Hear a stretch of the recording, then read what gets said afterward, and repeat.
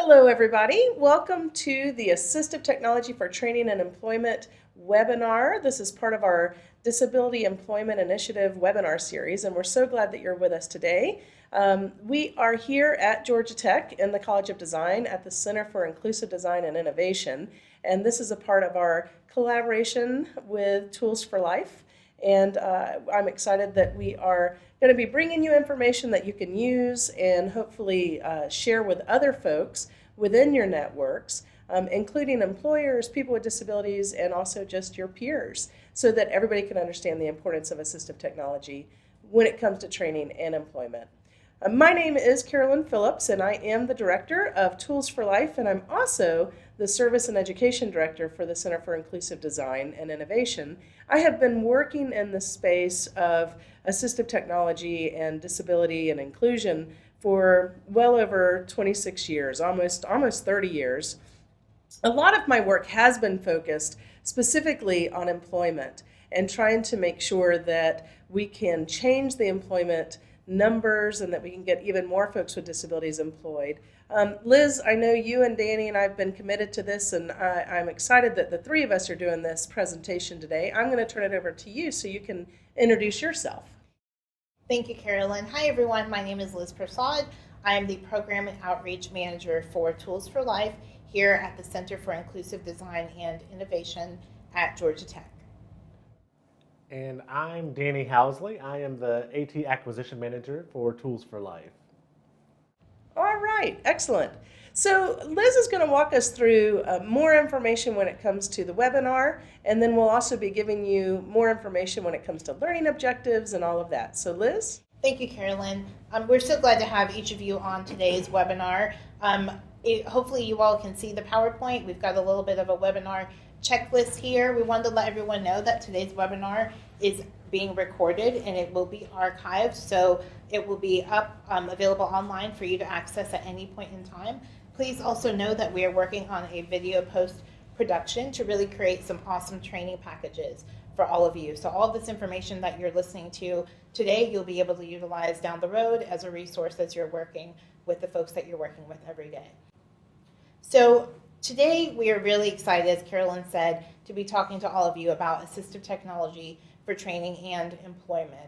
As somebody who is living as a professional with a disability, I all know too well all about customized employment and the power of assistive technology. We often say that for a person without a disability, technology makes life easier. But for a person with a disability, technology, assistive technology, if you will, makes life and employment absolutely possible.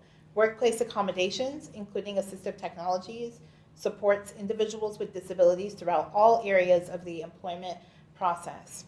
Assistive technology devices and strategies provide independence throughout the application process, during interviews, the training phase, and all the way to and beyond the first day of employment. And we're excited to be sharing those resources with all of you today. So by the end of today's webinar, all of you will be leaving with the knowledge, skills, and abilities to assist in the collective work to build inclusive communities, educational systems, and most importantly, workplaces.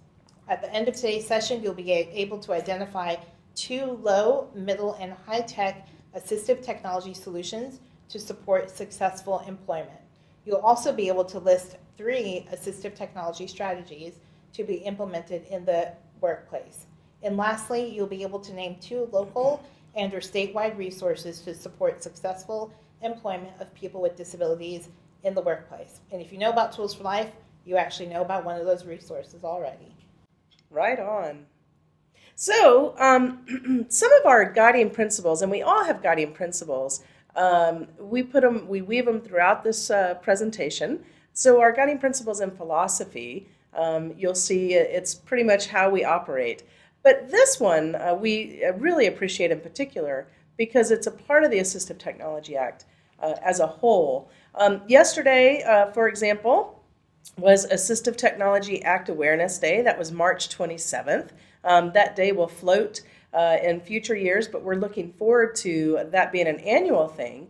And part of why we appreciate assistive technology so much is because of this statement right here, which is that disability is a natural part of the human experience. and in no way diminishes the right of individuals to live independently, be self-determined, make choices, informed choices, right? Benefit from education, really get that job and keep that job and pursue that meaningful career and be really included. This does not happen just on its own. It's absolutely something that is tied to effective assistive technology services and also accommodations and knowing what those strategies and solutions are. So yes, disability is natural, but it goes hand in hand with assistive technology. So this is a great quote from Judith Heumann, a wonderful advocate and just a staple in the disability community. I absolutely love this. I have known about this quote for many years, and it just absolutely rings true. And Judith says, assistive technology gives people the opportunity to move about in their environment, communicate, and be more independent, which allows people to see us as more of an equal as opposed to someone they have to take care of. Absolutely, assistive technology levels the playing field, and we absolutely know that's true in the workplace. I am somebody that benefits from using my voice to communicate. I'm working with Carolyn and Danny, creating the presentation today. I was using my voice to edit, modify, upload content, to do all of these things to bring these trainings to you. All of that enables me to get my work done. And so I'm not somebody on the team that everybody has to constantly be looking out for, saying, oh gosh, we got to help Liz. In fact, oftentimes I'm the one reaching out and helping everybody else because of how efficient I am using assistive technology to be independent in the workplace. That is absolutely true. And I was talking to Judith Heumann not long ago about this quote in particular, and she absolutely ties it to advocacy. And so, Danny, do you mind talking to us more about self-advocacy and advocating in general? Yeah, so advocacy it's vital to being included, to being part of the community that you want to be. When we look at advocacy, there's a couple of different levels of it, and a couple of different types. So self-advocacy is speaking up for the things you want to accomplish, the goals you want to accomplish, the needs you may have, or the things that you want to see changed on a personal level. So that's things that are impacting you, your immediate surroundings. We also look at systems advocacy, so making change on a larger level. So that's when you start getting involved with elected officials and people on your city council, and if you're looking at the realm of employment, working with your HR team or the employer that you're working with to enact change on a broader level that impacts you, but also could potentially impact other individuals. A lot of this advocacy, it comes from the social model of disability. We've talked about that in a previous webinar. So kind of changing the way we think about disability, changing the way we speak up for ourselves. So when you're self-advocating or advocating on a systems level, it's really about telling your story and using that story to change the way things are done. And a lot of that advocacy has been used in legislation. You can see it reflected in the TAC Act, the ADA, the Workforce Innovations and Opportunity Act, and a lot of things that are impacting the disability community.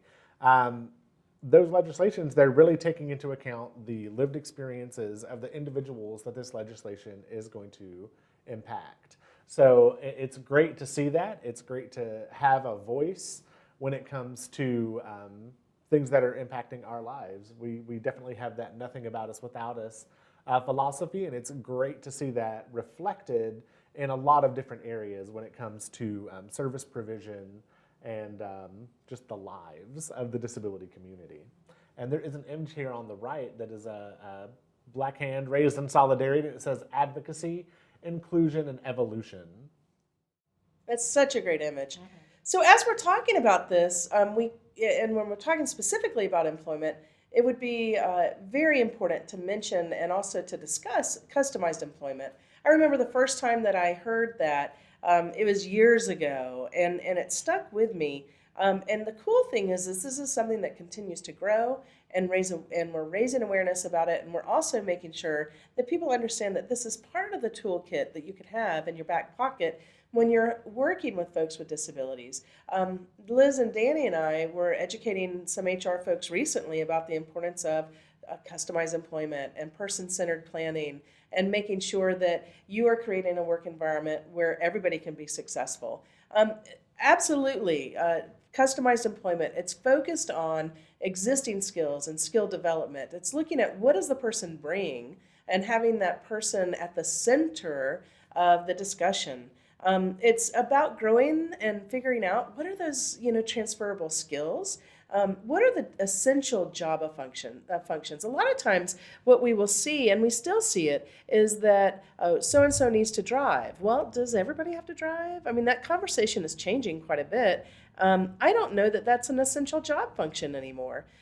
Also, I saw recently in a job announcement that the individual needed to be able to carry 25 pounds. And I'm like, why? Because they're a telephone operator. Why do they need to do that? And what they were doing actually in the role of telephone operator, which that job has evolved tremendously, is they were doing Spanish translation. And I'm like, are you standing there carrying something? Like, what are you doing that's 25 pounds when you're translating Spanish? So, thinking about what really is essential, and making sure that we're being smart about that. We absolutely come from the space of assuming, that somebody is competent. We assume that we've got to think about reasonable accommodations. We assume that we've got to think about assistive technology and what supports are necessary. So there's an image over here where you have the job seeker in the middle that's person-centered, right? And then you go through a discovery process with the individual and you figure out, well, what are the skills and abilities that you actually have? The vocational profile, you can trust some of that information and some of it you cannot trust. I still have in recent memory people being classified as unemployable. That is not okay. We have got to assume, once again, competence, that everybody has something to contribute. Nobody's here by mistake. And then what you can also start focusing on is that customized planning and figuring out what is it that the person wants to do, what are the jobs that are out there, what pieces of a job could be out there. What's that portfolio and that visual resume look like? I have really enjoyed working on these before with folks where you do more of a video or you do, I'm looking at Ramenta, who is incredibly talented when it comes to visual arts and videography. And so this is one of the pieces that is key to this person-centered and customized employment is people being able to put their best foot forward and have a different type of resume. Job development and really that negotiation, going in and figuring out how can we create a situation where everybody is successful, where the employer wins, where the individual wins, where everybody is winning. So win, win, win. It goes back to Stephen Covey's philosophies around that. And then thinking about those accommodations and what does that look like when the person is on board? What is that post-employment? What's that support? And how do we make sure that we can be create successful environments for everybody. So the next piece to this is really looking at integrated settings. We spend a lot of our talents and time and efforts here at the Center for Inclusive Design and at Tools for Life working on built environment and virtual environment accessibility. So it's not just, what does that look like when you get, the environment to be accessible. When we're talking about integrated settings, what we're really talking about is, does this workplace, does it look like the rest of society? Does it look like the rest of the community? What I mean by that is, and if you were to actually come visit us, you could say, yes, actually, our team looks very much like, if you were to walk outside our door, what the people you would meet in Atlanta. Atlanta, part of what I love about living here is that it's incredibly diverse on so many levels. In my county, there's over 136 primary languages spoken. That is awesome. We have created an environment where you can roll in, walk in, you can navigate however you need to. So thinking about that, and then also, do you have real wages, or do you have people working that have disabilities that are either not making any money at all or that are making sub-wage? And that's not okay. We are not okay with that. I believe in real wages and making sure that people not just have a real wage, but a living wage, and that we have real expectations, that we don't, do the kind of whisper and say, well, they have a disability or what have you. That's no longer okay. And so making sure that everybody can succeed. We also make sure that we negotiate, that, folks have the support that they need, whether it's, job coaching and, we bring in folks, circle of support, people who can help, independent living specialists, all of those folks, and figure out how can we actually help this applicant, this individual be successful. Employment first has got to be at the top of our list of priorities. And I'm thrilled that in Georgia that it's not just a phrase, that it's actually a reality and something that we're working towards collectively. So if we move to the next slide. I just want to throw out that the negotiation piece for that is so important, because just like in the previous image, it puts that person at the center of the process and they're in charge. And again, that's showing that moving away from that medical model to the social approach. So that person really has a say in the employment they're going to get and supports that they need. Right on, right on. So when we're talking about some of these characteristics of a customized employment situation, it's voluntary negotiation with the employer. That is important, right? That we're not saying, oh, you have to go do this job or you have to go to that employer. Frequent use of job developers to assist. There are times that I call upon job developers to help us figure out what is the best way to structure this job so that somebody can be successful. We focus on the contribution rather than other aspects. So what can this person bring to the team? It's not necessarily about competition. It is about contribution. We also understand that the applicant will submit a proposal for negotiation. So here's what I can bring. That comes in various forms. It could be something where we're, proactively looking at what are the accommodations. Here at Georgia Tech, we have an ADA process. So what do we need to think about proactively when it comes to negotiation?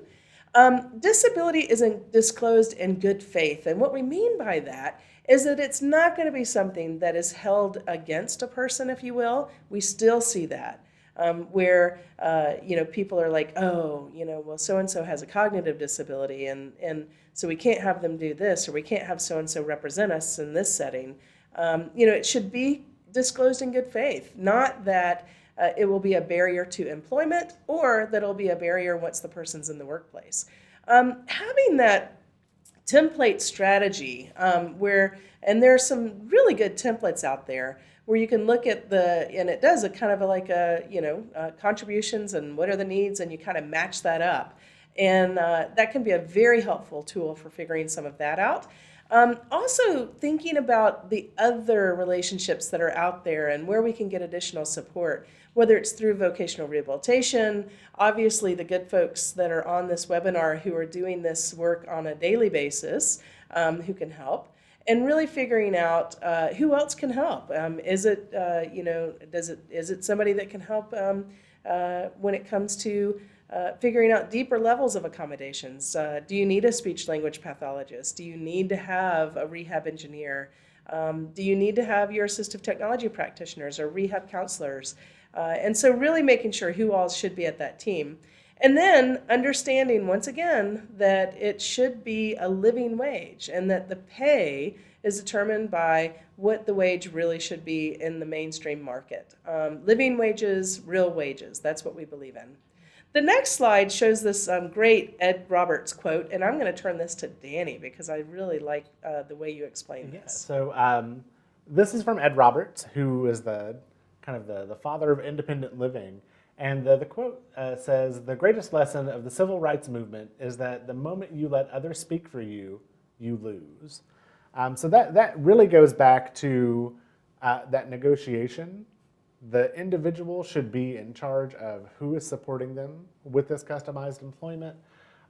It's about having their voice heard. It goes back to advocacy. It goes back to living the life you want and being in charge of how things are done. So I came across this and just I love it because it's absolutely true. The moment that you give up your voice, you give up your power, and it's out of your control at that point. So we just want to make sure that people are speaking up and they're making their voices heard. Yes.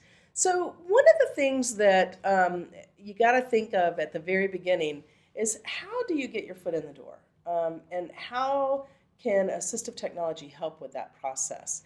And what we find is that often this is where the failure is. Our team, thankfully, is high profile, known on a national and in some ways international level. And we had Microsoft, a great partner of ours, come and visit, and we were talking specifically about the issues when it comes to assistive technology supports and applicants. One of the other things that's important to think about here is how many people are being overlooked through the application process because of artificial intelligence. There was a very interesting article, and I appreciated that Google disclosed this, but they realized when they ran, and this has been several years going, when they ran analytics behind the scenes, they saw that, oh my goodness, we actually have been discriminating against female applicants based on resumes because of our artificial intelligence, AI, formula and algorithm and predictive analytics. We think, and I think a lot of us believe this, that those analytics are biased against folks with disabilities all the time. They look at resumes of folks with disabilities. If you enter it into any of the mainstream resume, and employment tools that are out there, and automatically questions about, well, what's the gap here in employment, and why did you choose that, and why did it take so long for you to graduate, or what have you. All those things you get weeded out. And so understanding that not just do we need to think about assistive technology supports, but also we need to think about the application process. So when we're talking about assistive technology specifically, it's important that your application process is accessible and that everybody, whether you have vision-related disabilities or cognitive-related disabilities, or if you use a screen reader or another type of assistive technology, that if somebody is showing up to fill out an application, that they can actually gain access to that. I, as a person with dyslexia, dysgraphia, dyscalculia, and auditory processing, could not show up at years ago, I couldn't show up at one of the employment centers and be able to log in and fill out an application. Now I can do that when I go to the one-stops because of the good work y'all are doing when it comes to making sure that we have public access points and that those computers are accessible. I use text help, and so that is how I need to fill out the application, is making sure that it works with my text-to-speech and my screen reader, being able to use my voice to enter information, all of that. Danny, do you want to talk a little bit more about some of the print-related and some of these specifics? Yeah, so a lot of different people use screen readers. It's not just people with visual disabilities. So when we say print-related disability, I think we've covered this previously, but just to reinforce, a print-related disability is just anything that impacts a person's ability to access print. That could be visual, it could be a learning disability. If it's physical material, it could be a physical disability. But we want people to know what the options are for that application process. So one of the first programs people may recognize for screen reading is JAWS. So that's a proprietary software. For individuals, it can be financially prohibitive for an individual to get that. And since so many applications are online now, you really do have to have an access method for that. So with this, we're going to be looking at some of those, the one-stop shops. We're going to be looking at directing people to their local library. I was just at a library conference, and a lot of different libraries have various screen readers. Some of them have JAWS. Some of them have VoiceOver. So VoiceOver is for the Mac and iOS devices. It's the built-in screen reader. It's a very robust, very customizable screen reader. You don't have to pay anything extra to get it. You just have to have access to an Apple device. A really good consumer-friendly option is NVDA, that's non-visual desktop access, and it's free. It's free, or you can make a small donation, but you can get that at little to no cost. You can put it on a flash drive, so that way if you're going to a job site, or you're going to the library, or you're going to a friend's house to use their computer, you can plug that USB drive in and you have your screen reader with you. So it's great because it's so portable. You can take it with you anywhere. Windows Narrator is built into Windows devices. It has gotten so much better over the years. It's actually a really good functional screen reader now. You can navigate web pages with it pretty easily. You can read documents. It's a great option.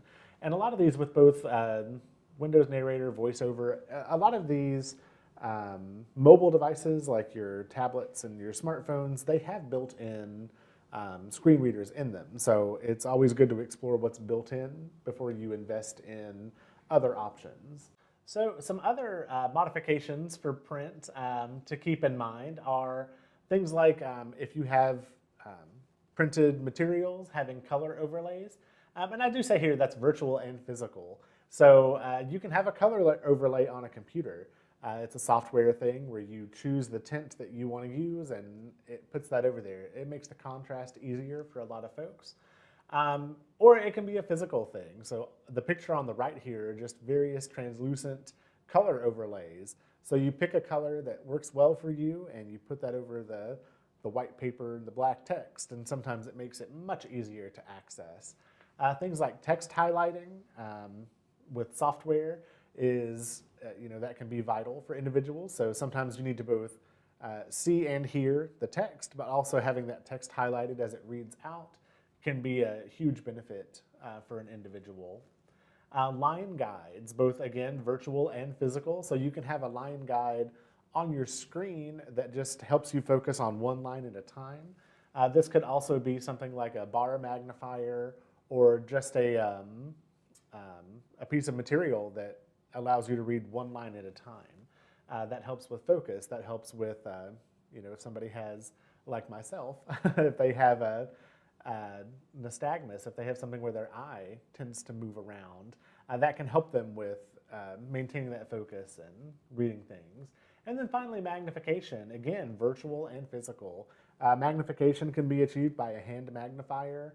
It can also be achieved with software, something like Magic or Fusion, the built-in Zoom on your computer, Windows magnifier. There's lots of options out there. And again, just like with screen reading, magnification is often included as a base accessibility feature in most devices now, which is fantastic. All right, and we have another quote here. This is from Steve Krug, and it says, "The one argument for accessibility that doesn't get made nearly often enough is how extraordinarily better it makes people's lives. How many opportunities do we have to dramatically improve people's lives just by doing our job a little better?" So that just goes back to showing how important accessibility is. It's not just something you're doing for one individual. It's going to benefit that person, but it's going to benefit everybody at the job site, everybody that comes in. By giving people access, you're giving them opportunities. So keeping that in mind and keeping that conversation going about the importance of accessibility, whether it's through assistive technology or just changing the way things are done. Right on. And when we're talking about assistive technology supports for employees, one of the things that we absolutely have to talk about is ergonomics. So we'll move to the next slide. And when we're talking about ergonomics, this is actually a real image. And when I'm going to offices, I'm often taking photos of things like this. This image is a person who's sitting on a box of a chair. The chair is in the box. And so they're sitting at their desk. Now, I don't know if the chair is actually still in there. It looks like it would be. But I think a lot of times we don't think about ergonomics and we don't think about all the other aspects that we need to. So we encourage you to think about this. This absolutely needs people who have expertise in this area, requires a professional to do these evaluations. But you've got to think about the environment and not adjusting, like in this photo, the individual to the environment, but actually the environment to the individual. So that's what we encourage people to think about. A lot of people literally will sit down at their desk and sit down at their chair, and they're like, okay, this is my set, this is set up by somebody for me. And they don't even think, oh, maybe I should adjust the chair. Maybe I should adjust the workspace a little bit. Lighting, considering that, and also thinking about what equipment do they need. You have to also think about what are the tasks that need to be accomplished. So when we're talking about ergonomics, that's what we're talking about, and success. It's all tied together.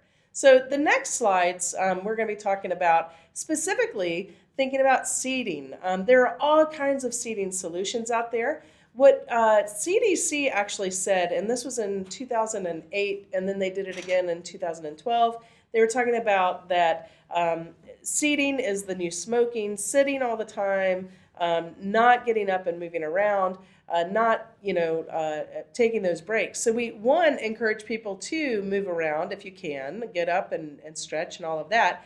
But two, actually look at how, what's the chair that you're sitting in, and is it working for your body? If you are sitting in this chair for 3 and 4 hours at a time, has it been adapted to you? There's an example on the left. There's a highly customizable chair here where you can adjust where your legs should be, and are you able to touch the floor? Your arms, all of us have different links of our body, where our hips are, all of that. It gives lower back support, upper back support, and head support. So highly adjustable. And so thinking about that and thinking what is it you really need? The next one is focused on making sure that the person can have some support, if you will, and strengthen their core. We use these a lot actually in educational environments, but we have some of these actually here at the office. And it's been helpful to be able to have that type of option for folks. A lot of people do choose to use that. And it's basically a ball. These balls, by the way, they come in different sizes, and they are customized, once again, for different weights and heights and all of that.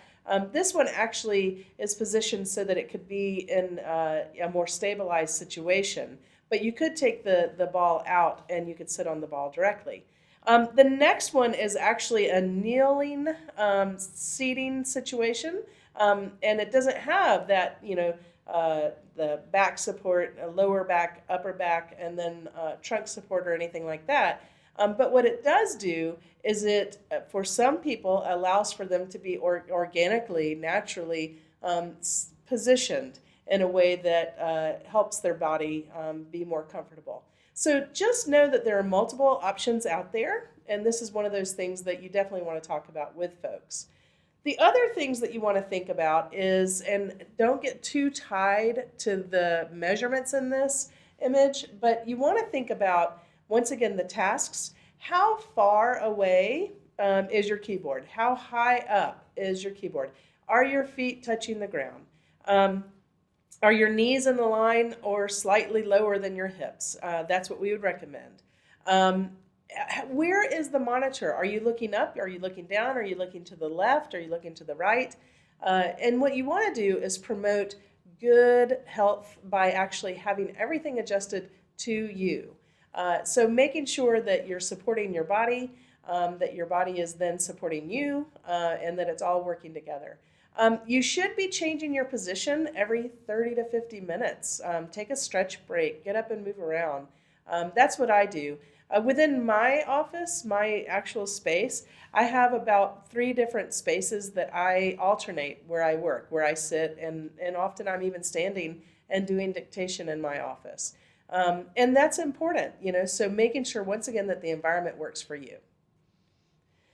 The other thing that we want to make sure that is happening is that you consider the whole sit to stand, that you actually have monitors that are adjustable, that you have multiple ways of being able to move throughout the day. As I said, CDC says that sitting is this new smoking. It's not healthy to sit all the time. And so what we encourage you to do is get up and move. Over to the far left, there is an accommodation that you would actually put onto a desk as opposed to having the desk move itself. And so there's the keyboard that's adjustable, that space. There's also the monitor, and then this has 2 different monitors, which is great. Within our workspace here at Georgia Tech, vast majority of the folks have multiple monitors, multiple ways of adjusting those monitors. Most of the people here also have adjustable workstations where they can do sit to stand or sit to squat or sit to whatever they want, which is great. So once again, consider these options, especially when you're looking at employment and what do we need to think about with all of that. We also strongly encourage people to consider the various access issues that individuals do have or can have, and know that we can find solutions around these. There's images up here of various keyboards and even some oldies but goodies that are still out there, and then different access methods, if you will. So on the top left, we have a laser keyboard. This, I remember when it first came out, and people just didn't believe that this thing really existed. And it's a beam of light. It can be shown onto any surface, and it's pretty inexpensive. It's a mainstream piece of equipment that you can buy at Office Depot or what have you, or any number of other stores. Down below that is a keyboard that's been customized, and the thing that you'll notice about this is actually all the vowels are in one color, consonants are in another color. The keys are really big, and the layout has big targets, but also is very easy to understand. There's an image in the middle that's in the middle, and it's on the top. And what you have there is a key guard. We used to make these all the time. Back in the day when we were doing fabrication on a constant basis when it came to computer access, we actually would have a microwave and get plastic and warm up these pieces of plastic and then cut out these little holes and all that. It was fascinating. Thankfully, now we don't have to do that as much because we have over 600 other options when it comes to keyboards and input. Down below, you see that there's actually a camera. We're seeing more and more cameras on monitors and computers and things like that allow for folks who maybe need more of a visual. They could maybe need to use sign language or what have you, then they can access. And then over to the lower right, we have an image of a person who's using a really cool type of technology where they're using their mouth, and it's called, how do you say it? Glass house. Thank you. I always mess that up. Glass house. And so, but it's a very cool way that the person is able to control the computer just by using their mouth and their tongue and all of that. So multiple ways to access, and so we encourage you not to be limited by what is just sitting in the office right now. Think outside of that and know that we can help.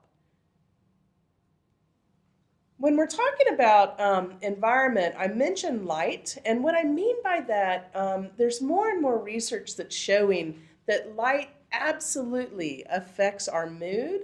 Right now, there are light bulbs that are out there that have anywhere between 1.4 million, 1.6 million different types of shades of light. The Philips Hues, which I'm sure Liz is going to tell you about in a few minutes. You can also adjust the sound level. Sound is a big deal, and making sure that you can actually adjust that is important. Positioning, where the windows are, what have you. There was a whole group of folks that work here that didn't have access to a window, and they really wanted that, and I was like, let's get you next to a window, and it really did seem to help. And then also the decor overall. So pay attention to those things and how that can really help make folks happy and more productive. And I just want to point out the image that's up here, it's of an office, and some people would look at this image and think, oh, that's wonderful. Look at all that natural light coming in. Look at those open floor plans.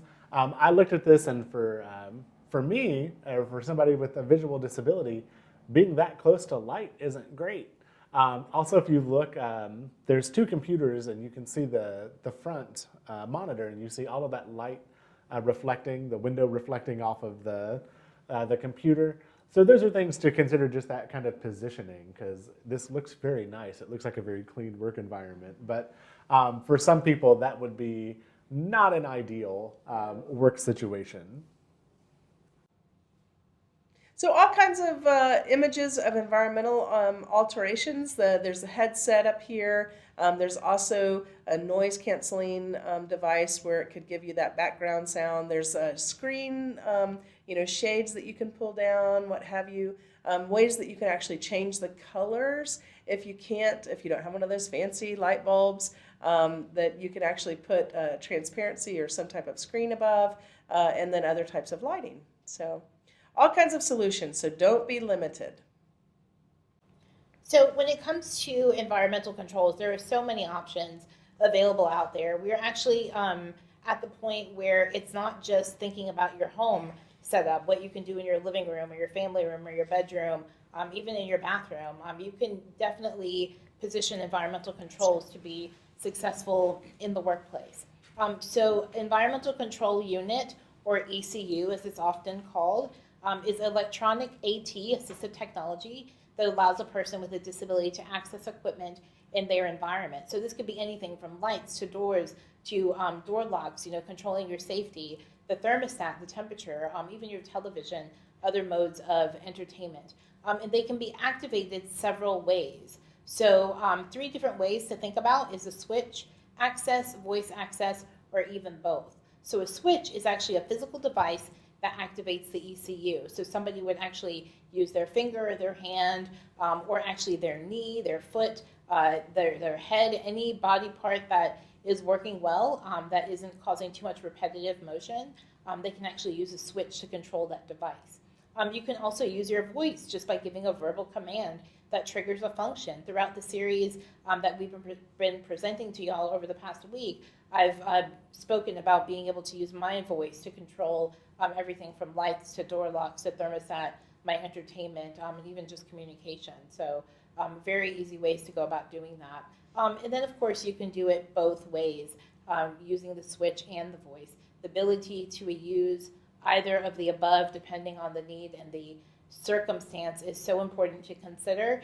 Oftentimes, I'm using a switch because of the environment I'm in doesn't allow me to use my voice. Other times, I don't want to use my voice because maybe I feel fatigued. But then there are times that maybe it's difficult for me to reach that switch, or I just don't have that energy, but my voice is doing well. So being able to have the options of using either or increases that independence. So it's really important to always look for ways to customize your options. And so Danny and I will go back and forth, and we'll talk a little bit about smart speakers and digital assistants. We're living in just an incredible time where all of these smart speakers that people are often buying just to really listen to music, or say, hey Alexa, or hey Google, what's the weather? What's my commute into work? But with these smart speakers and digital assistants, you can do some really cool things that can really help someone be independent in the workplace. So something like device automation.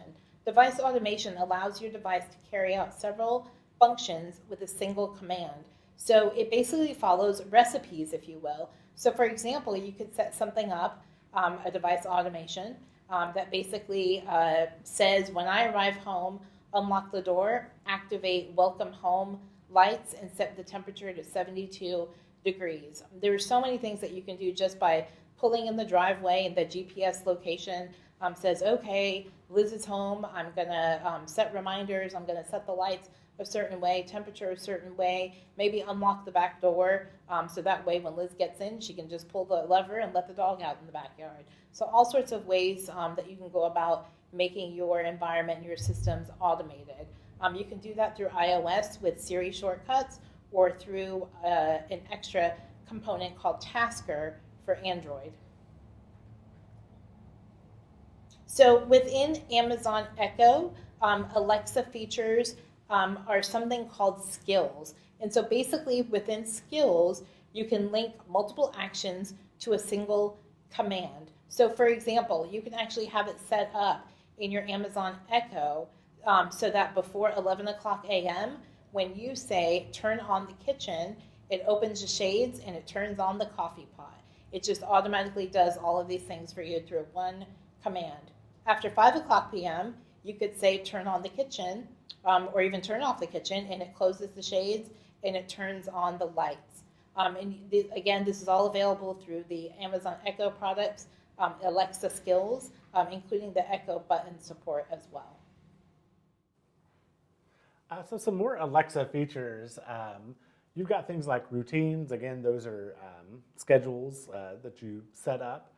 You can do broadcast, so you can have it to where if you have multiple echoes throughout your home, which a lot of people do, they can play music on every speaker, or they can do drop-in to check on someone. You can make an announcement. You can use your Echo setup like an intercom. Again, we talked about skills. There's lots of different skills. There's skills for information access, for literature access. There's skills that you can set up to do those automations. You can play your Audible books on it. And then again, you can order and track Amazon purchases. So you can check to see, when is that bleach getting here? When are my sponges going to arrive? Apparently, I have a thing for cleaning products right now. But just kind of being able to track that without having to whip out the computer or a phone or a tablet, you can just kind of quickly access that. Before Danny goes into some of the routines and details of Google Assistant features, I just wanted to bring everyone's attention to the series of Google Home products. They are expanding, and so we encourage you to take a look and to research all of these products. So Google Home products, they're smart speakers. So you've got the traditional Google Home. If you see the image over here to the right-hand side, within that one image on the left upper corner is the Google Home. Is the Google Home Mini is in the bottom right. That's that circle speaker, if you will. The Google Home Max, that's that big daddy in the upper right corner. It's pretty big, and it definitely displays or emits that sound. Music, if you're an audiophile, this is great for you because you could definitely broadcast that music and even broadcast, as Danny was speaking about that a minute ago, just broadcasting in general, using it as an intercom feature is really great.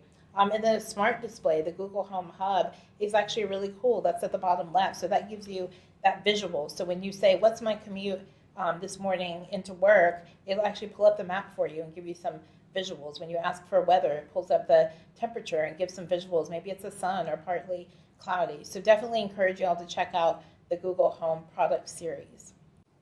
And the great thing about all of these smart speakers is from an acquisition standpoint, a lot of them are really affordable. The Google Home Mini, the Echo Dot, those are things where you can buy several of them and incorporate them throughout your home.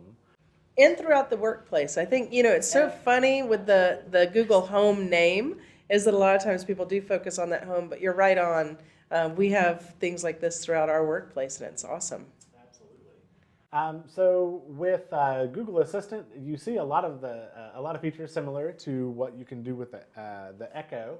So if you go into the Google Home app, you open up account settings and assistant routines.